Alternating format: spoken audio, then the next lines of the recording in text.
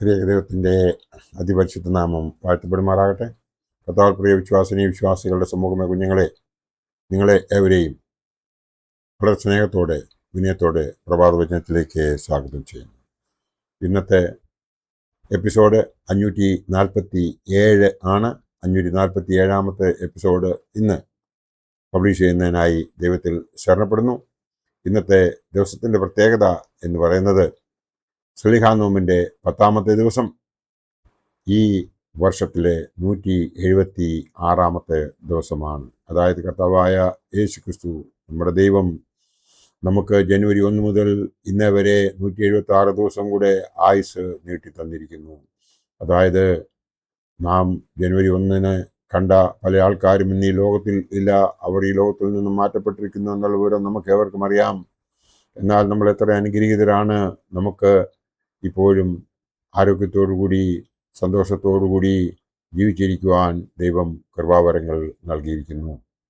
അത് മറന്നു പോകാതെ എല്ലായ്പ്പോഴും സ്തോത്രം അറിയിക്കുന്ന ഒരു പ്രവണത നമ്മിൽ എവരും ഉണ്ടെങ്കിൽ നമുക്ക് നോമ്പുകൾ ആചരിക്കുന്നതിനും നല്ല രീതിയിൽ പ്രവർത്തിക്കുന്നതിനും ദൈവം നമ്മളെ അനുഗ്രഹിക്കും എന്നുള്ളതിന് യാതൊരു സംശയവുമില്ല. നമുക്കെല്ലാവർക്കും അറിയാവുന്നതുപോലെ കാനൂനിക നോമ്പുകൾ 5 അതിൽ 106 ദിവസങ്ങളാണ് ഉള്ളത്. അതിൽ 13ാമത്തെ ദിവസത്തെ നോമ്പ് നടന്നുകൊണ്ടിരിക്കുന്നു. ഇന്ന് സ്ലീഹാ നോമ്പിൻ്റെ 10ാമത്തെ ദിവസമാണ്.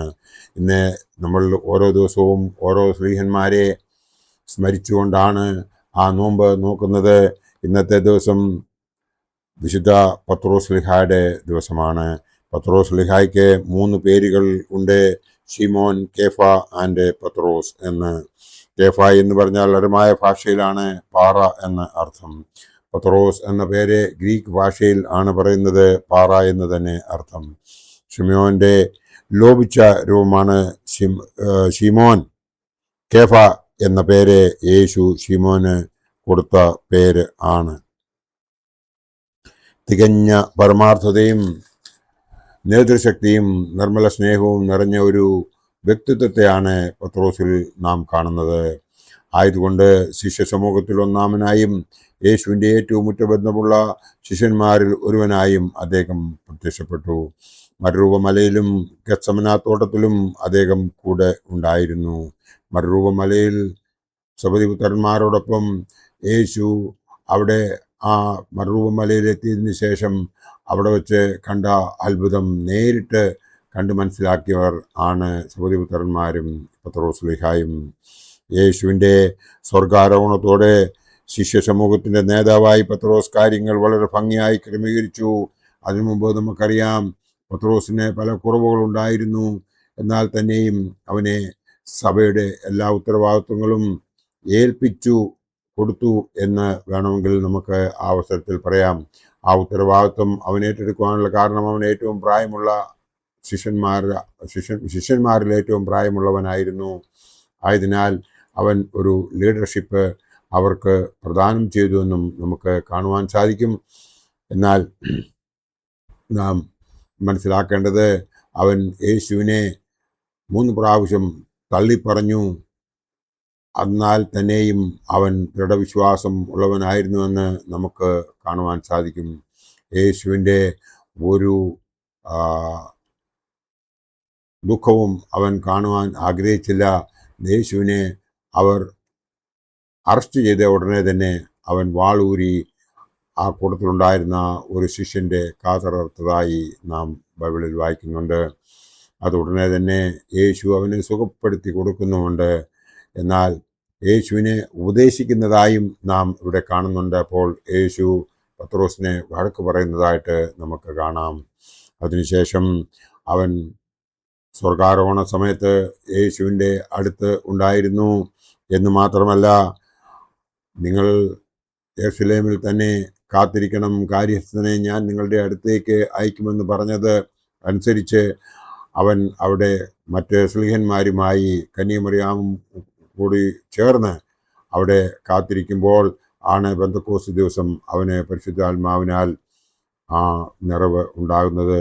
അവരെല്ലാവർക്കും പരിശുദ്ധാത്മാ നിറവുണ്ടാകുകയും പത്രോസ് എഴുന്നേറ്റ് അന്ന് ആദ്യത്തെ ഏറ്റവും നീണ്ട പ്രസംഗം നടത്തുകയും അന്ന് തന്നെ 3000 പേർ ക്രിസ്ത്യാനികൾ ആയതായും ഒക്കെ നമുക്ക് അറിയാം. ക്രൈസ്തവ സമൂഹത്തിൽ നിന്നുള്ള ആദ്യ പ്രസംഗകൻ എന്ന് മാത്രമല്ല, ആദ്യത്തെ അത്ഭുത പ്രവർത്തകനും ആദ്യത്തെ തടവുപുള്ളിയും കൂടിയായിരുന്നു വിശുദ്ധ പത്രോസ്. വിശുദ്ധ പത്രോസ് യഹൂദ്യയിലും പരിസര പ്രദേശങ്ങളിലും അന്ത്യോക്യയിലും അതിൻ്റെ ചുറ്റുപാടും ഏഷ്യയുടെ ചില ഭാഗങ്ങളിലും റോമിലും തൻ്റെ സുവിശേഷം അറിയിച്ചുവെന്ന് ചരിത്രം നമ്മെ ഉദ്ബോധിപ്പിക്കുന്നു. നെറോ ചക്രവർത്തിയുടെ തീരുമാനപ്രകാരം അദ്ദേഹം കുരിശിൽ തറയ്ക്കപ്പെടുവാൻ വിധിക്കപ്പെട്ടു.